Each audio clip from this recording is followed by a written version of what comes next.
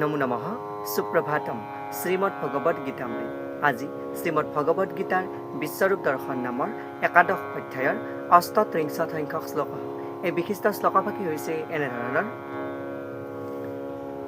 ত্বমাদি দেৱঃ পুৰুষঃ পুৰাণস্য ত্বমস্য বিশ্বস্য পৰং নিধানম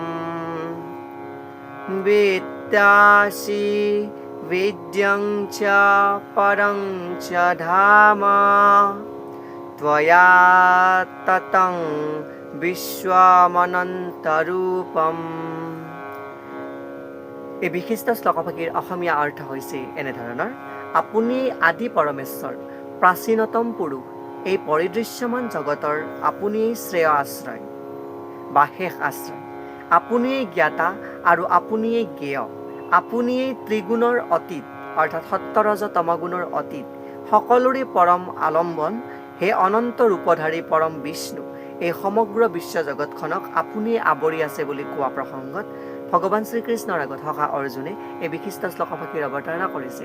শ্লোকভাগীৰ প্ৰসংগাৰ্থত ভাষ্যকাৰে উল্লেখ কৰিছে যে প্ৰতিটো বস্তুৱেই পৰম পুৰুষ পৰমেশ্বৰৰ আশ্ৰয় কৰি বৰ্তি আছে আৰু সেইবাবে তেওঁ সকলোৰে আশ্ৰয়স্থল, আশ্ৰয়দাতা। আৰু ইয়াতে নিধানম নামৰ যি পদটো প্ৰয়োগ কৰা হৈছে, সেই পদটোৰ দ্বাৰাই প্ৰতিটো বস্তুকে, আনকি সকলো সমস্ত জ্যোতিৰ কাৰণ ব্ৰহ্মজ্যোতিকো পৰম পুৰুষ পৰমেশ্বৰে আশ্ৰয় দি আছে। আৰু এই সংসাৰত ঘটা সকলো কথাৰ বিষয়ে তেওঁ আদিৰ পৰা অন্তলৈকে যি সীমা আছে, এই সমস্ত তেওঁৰ দ্বাৰায়েই সীমিত হৈ থাকে বুলি কৈছে। গতিকে তেওঁৱেই সকলোৰে জ্ঞাতা, জ্ঞেয়, জানিবলগীয়া বিষয়। তেওঁৱেই সেইকাৰণে জানিবলগীয়া সেই সকলোৰে সৰ্বব্যাপী কাৰণ। আৰু যিহেতু তেওঁ আধ্যাত্মিক জগতৰো কাৰণ, সেইবাবে তেওঁ অপ্ৰাকৃত স্বৰূপ আৰু এই অপ্ৰাকৃত জগতখনৰ তেওঁৱেই প্ৰধান ব্যক্তি বুলি ইয়াতে উপস্থাপন কৰিছে। এয়াই উক্ত বিশিষ্ট শ্লোকভাগীৰ সৰল গূঢ়াৰ্থ। ধন্যবাদ।